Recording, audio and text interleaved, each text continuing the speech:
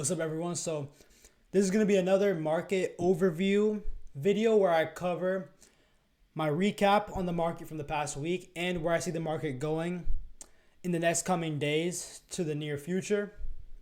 So in this video, we're going to cover Tesla, the normal QQQ and SPY. We're also going to cover Meta, Amazon, and Microsoft. And at the end, I'm going to cover one of my top plays, what I see for 2024. That's going to make traders a lot of money. So without further ado, let's get straight into it. So the first stock we're going to look at is Tesla. So looking here at Tesla on the weekly time frame, we hit this 300 level. That was strong resistance in the past. Back here in the beginning of 2021, we hit this level and rejected off it, and now we've got almost in about 4 to 5 weeks, we've sold off from there to close to 200, so strong selling off of that level. Now on Tesla, we're hitting this key level right here, so I'm gonna switch down to the daily. Here on Tesla, this is the make or break level here. So this 215 to 200 level was a huge liquidity level. So much trading has gone on here. All of this consolidation here. I'm going to draw a quick level here.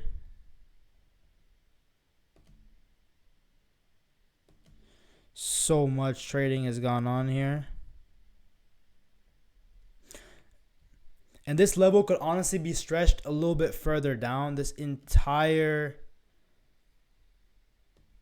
area here is just part of this level.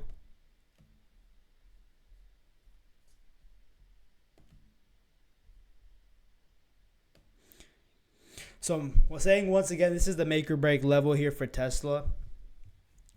As long as we hold this 200 210 zone, I would remain long. But if we get below that, I could easily see us coming back down to this 150 area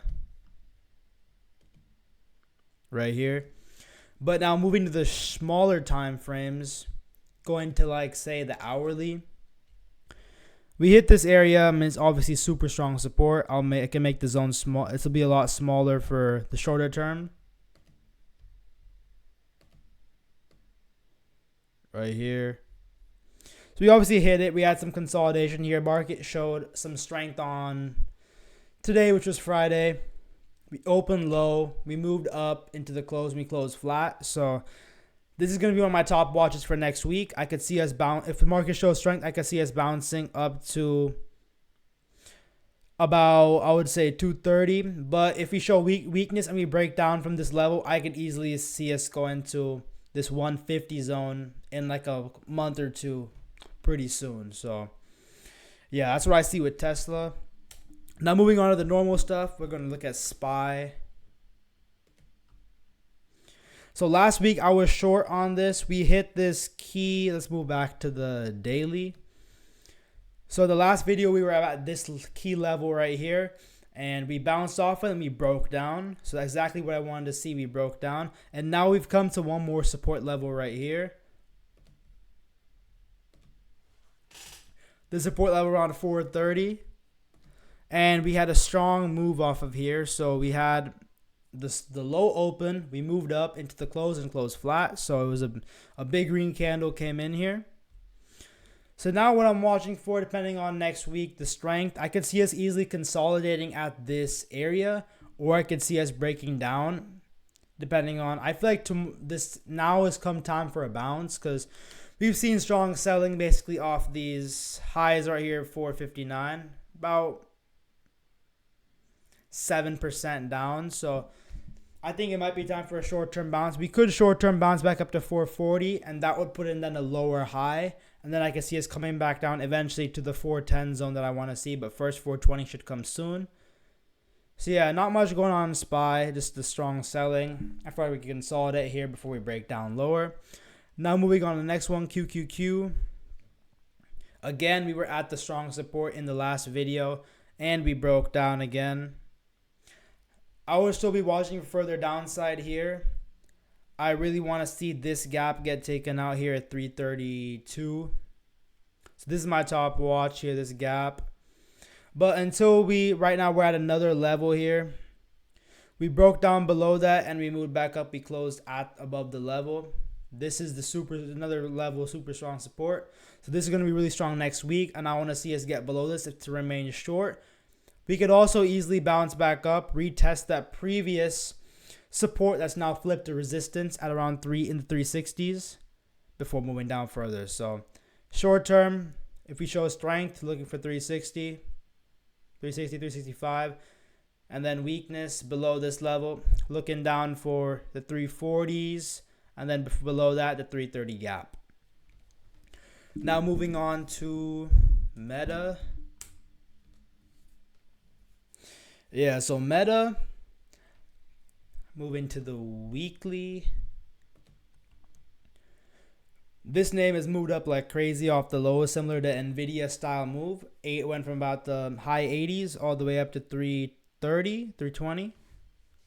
So we hit this around 325 and we showed weakness, and we've come back down now to about lowest about 275. So now we're at another highly consolidated level in the past. This entire resistance level, previous support level, we're at again now. And now the market, if we show strength, I can see us bouncing here. But this name has fallen considerably less compared to the other names. So this could have either a big bounce or a small bounce.